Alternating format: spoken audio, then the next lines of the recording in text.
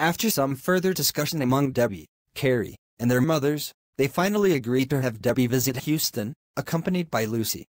Thanks for doing this with me. We need to find out all we can about what the Christian Way academies would have taught had they taken over our town's schools. Have you ever been to Houston before? I understand that it is Texas's largest city. My mother and I went there once, but I was too young to recall the details. My mother said it involved a legal case she'd been assigned to, and I and James went along to see the city. I think James was still in diapers then. It must have been extremely important for your mother to take you and James with her. I will ask her about it when we return.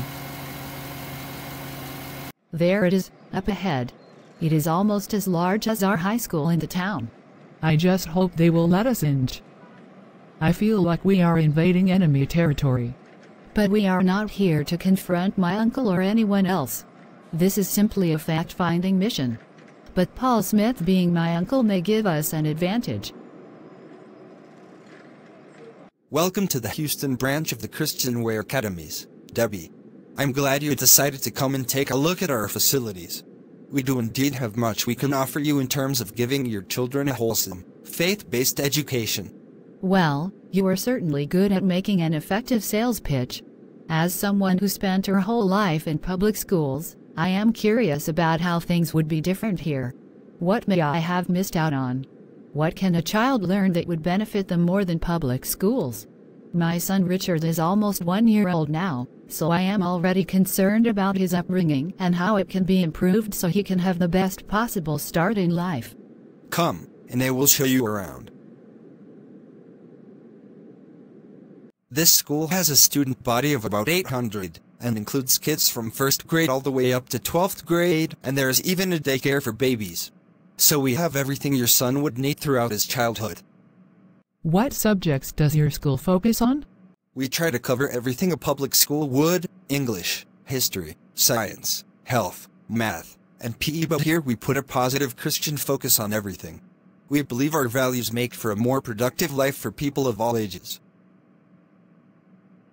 What are you doing here, Lucy? I could ask you the same question, Victoria. I thought you were still living in Los Angeles.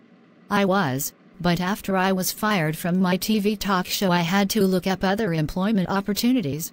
No other TV station was interested in my work. Then I learned about the Christian Way Academy here needing a science teacher, and so I joined up here this month. You, teaching science? You barely graduated from high school. Victoria, get to your classroom now. And how do you know her, Lucy? Victoria and I are sisters, but we became enemies after I left the Jehovah's Witnesses.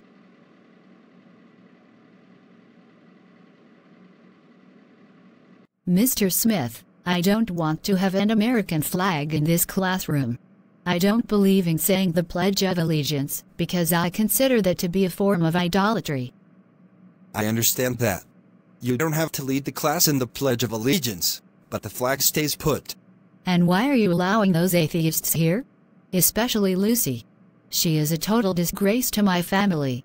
So far, they haven't caused us any trouble, so just do your job, Victoria. Let's move on.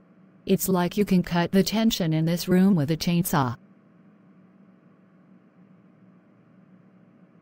So far, everything looks quite impressive. Could I see your textbooks?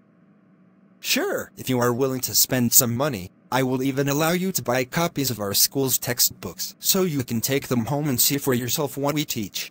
You might be impressed.